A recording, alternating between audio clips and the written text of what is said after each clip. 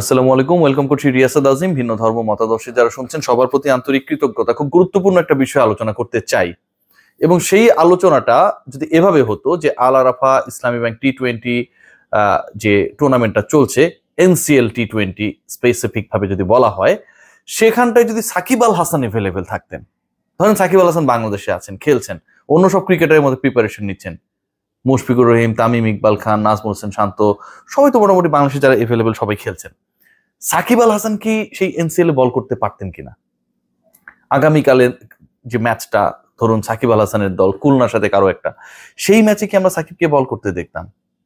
আলোচনাটা এ কারণেই হচ্ছে যে সাকিবকে ইংল্যান্ড ওয়েলস ক্রিকেট বোর্ড তাদের ঘরোয়া টুর্নামেন্টে বা তাদের দ্বারা আয়োজিত যে কোনো ধরনের কম্পিটিটিভ ক্রিকেটে নিষিদ্ধ করেছে, পার্টিকুলারলি বোলিংয়ে। বোলিং অ্যাকশন নিয়ে আলোচনা, বোলিং অ্যাকশন ত্রুটি শোধরানোর জন্য সাকিব আল হাসান ল্যাবে পরীক্ষা দিয়েছিলেন, এবং সেটা definitely England and Wales cricket board এবং আইসিসির স্বীকৃত ল্যাব, যে রেজাল্ট এসেছে সাকিব আল হাসানের এগেনস্টে গিয়েছে। এখন ইংল্যান্ড ওয়েলস ক্রিকেট বোর্ড তাদের মতো করে সিদ্ধান্ত গ্রহণ করেছে, সেটা তারা স্পেসিফিক ভাবেই বলে দিয়েছে যে এটা হচ্ছে ইংল্যান্ড ক্রিকেট বোর্ড আয়োজিত যে কোনো ধরনের আন্তর্জাতিক কিংবা ঘরোয়া ক্রিকেটে নিষিদ্ধ। সাকিব আল হাসান বাংলাদেশের ঘরোয়া ক্রিকেট এনসিএল টি-20 হতে পারে, কিংবা সেটা হতে পারে আপকামিং বিপিএল এ, অন্য দেশের যে টুর্নামেন্ট গুলো হয়, বিগ ব্যাশে হতে পারে, আইপিএল এ যদি তিনি খেলতেন সেখানকার হতে পারে, কিংবা আন্তর্জাতিক ক্রিকেটে, ইংল্যান্ড এন্ড ওয়েলস ক্রিকেট বোর্ডের সিদ্ধান্ত কি অ্যাপ্লিকেবল হবে? এটা নিয়ে আলোচনা এবং কিছু জায়গা আপনাদের সাথে আমি ক্লিয়ার করতে চাই।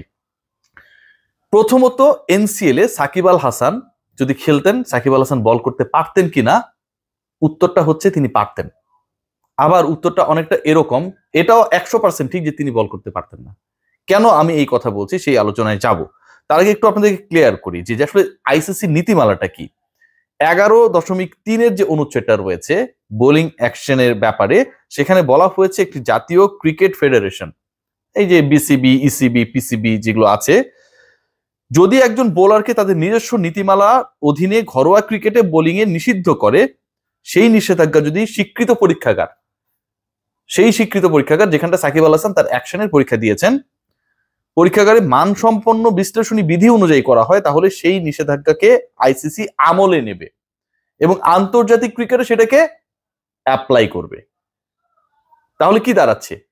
স্বীকৃত পরীক্ষাগারে পরীক্ষা দেওয়া হয়েছে, স্বীকৃত পরীক্ষাগারের পরীক্ষায় সাকিব আল হাসান ডিফেক্টিভ প্রমাণিত হয়েছে, স্বীকৃত পরীক্ষাগারের পরীক্ষাকে গুরুত্ব দিয়ে ইসিবি ডিসাইড করেছে সাকিব বল করতে পারবে না তাদের অধীনে কোনো টুর্নামেন্টে, আইসিসি এটাকে আমলে নেবে। মানে হচ্ছে আইসিসির কোনো টুর্নামেন্টে Shakib Al Hasan not applicable to do bowling. শুধু আন্তর্জাতিক ক্রিকেটে কিনা, সেই ব্যাখ্যাটা যদি আমরা আসি, অ্যাকর্ডিং টু আইসিসি, সেখানে বলা হচ্ছে অন্যান্য ঘরোয়া টুর্নামেন্টের ক্ষেত্রে কি হবে সেই ব্যাপারে অতিরিক্ত কোনো আনুষ্ঠানিকতা ছাড়া সব জাতীয় ক্রিকেট ফেডারেশন এবং তাদের অধীনস্থ ঘরোয়া ক্রিকেটেও একই নোটিশ স্বয়ংক্রিয়ভাবে কার্যকর হবে। আর আইসিসি শুধু স্বীকৃত ল্যাবের যে পরীক্ষার রিপোর্ট, যেটা কোনো পার্টিকুলার ক্রিকেটার এগেনস্টে, সেটাকে আমলে নিয়ে ইন্টারন্যাশনাল ক্রিকেটে একজন বোলারকে বোলিং এ নিষিদ্ধ করবে এমনটা না, বরং আইসিসির অধীনে যে ফেডারেশন গুলো রয়েছে তাদের উপরও এটাকে আরোপ করা হবে, এবং সেই পার্টিকুলার ফেডারেশন গুলো তাদের ঘরোয়া ক্রিকেটে, বিভিন্ন ঘরোয়া ক্রিকেট, বাংলাদেশে ধরেন আল আরাফা ব্যাংক এনসিএল টি-20 যেটা চলছে, সেটা তো বিসিবির আওতায়, বিসিবি একটা ক্রীড়া ফেডারেশন, আইসিসির আমব্রেলার নিচে বিসিবি, এটার ক্ষেত্রেও এটা প্রযোজ্য হবে। তাহলে আমি কেন শুরুর দিকে বললাম যে সাকিব আল হাসান বাংলাদেশে এভেলেবেল থাকলে বিসিএল এ বল করতে পারতেন, বিসিএল টি-20 তে বল করতে পারতেন, এবং আপকামিং বিপিএল ও পারতেন। সেখানটায় একটা মজার ব্যাখ্যা রয়েছে, এবং সেই ব্যাখ্যাটা হচ্ছে অনেকটা এরকম। 11.5 যে অনুচ্ছেদ, সেটা যদি আমরা পড়ি, আইসিসির 11.3 পড়ছিলাম এতক্ষণ, 11.5 রয়েছে, সেটা হচ্ছে অনেকটা এরকম যে ঘরোয়া যে ক্রিকেটটা পরিচালিত হয় বিভিন্ন বোর্ড দ্বারা, সেখানটায় সেই পার্টিকুলার বোর্ড যদি মনে করে, স্পেশালি যেই ক্রিকেটার ওই পার্টিকুলার বোর্ডের অধস্তন, সাকিব আল হাসান তো বিসিবির অধস্তন, তারা যদি মনে করে, তাহলে তারা তাকে বোলিং চালিয়ে যাবার অনুমতি দিতে পারে। ব্যাপারটা তাহলে কি দাঁড়ালো, যে সাকিব আল হাসানের নিষেধাজ্ঞা শুধুমাত্র ইংল্যান্ডের ক্রিকেট বোর্ড কিংবা আইসিসির যে টুর্নামেন্ট বা প্রোগ্রামস গুলো রয়েছে ক্রিকেট কেন্দ্রিক, সেগুলোতে অ্যাপ্লিকেবল হবে এমনটা না, অন্য বোর্ড পরিচালিত যে কোনো ধরনের টুর্নামেন্ট সিরিজেও এটা অ্যাপ্লিকেবল। আইসিসি 11-3 সেটাই বলছে, কারণ এটা স্বীকৃত ল্যাব। সাকিব আল হাসান যে defective in bowling according to the test he did, সেই অনুযায়ী এটা আইসিসি আমলে নিচ্ছে এবং আইসিসি টুর্নামেন্টেও নিষিদ্ধ, ইসিবি যেহেতু এটাকে নিষিদ্ধ করেছে, ইসিবি টুর্নামেন্টেও নিষিদ্ধ, এবং আইসিসি এটাও বলছে অন্য যে ফেডারেশনগুলো রয়েছে তারাও এটা মেনে চলবে।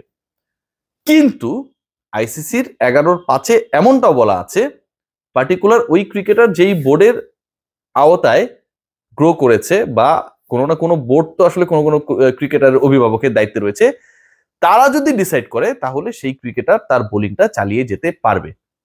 সো সাকিব যদি এনসিএল টি20তে আলারাফা ব্যাংকের বিশাল একটা এখানটায় হেল্প রয়েছে, মানে আমরা খেলা দেখছি, এত বড় স্পন্সরশিপ, প্রথম টুর্নামেন্ট, এই কলিজাটা তো দেখিয়েছে এই ব্যাংকটা। মানে আমি এই প্রেজেবল ওয়ার্ডস গুলো আসলে ইউজ করতে চাই। ইসলামী ব্যাংকিং এ তারা যেভাবে কাজ করছে এবং যেভাবে তারা আসলে এই রোলটা প্লে করেছে ক্রিকেটে বাংলাদেশের ঘরোয়া ক্রিকেটারদেরকে তুলে আনার ক্ষেত্রে, it should be given a salute. So এই টুর্নামেন্টে সাকিব অ্যাভেলেবল থাকলে বল করতে পারতেন যদি বিসিবি থেকে অ্যালাউ করতো। একইভাবে এটা অ্যাপ্লিকেবল, সাকিব যদি বিপিএল খেলতে পারেন বা বিপিএল এ যদি তিনি আসতে পারেন, বিসিবি যদি ডিসাইড করে যে সাকিব বোলিং চালিয়ে যাবে, পৃথিবীর কারো শক্তি নেই তাকে আটকানো। সবাই ভালো থাকবেন, টেক গ্রেট কেয়ার। কনফিউশন হচ্ছিল অনেক ব্যাপার নিয়ে, আপনাদের কাছে ক্লিয়ার করে দিলাম।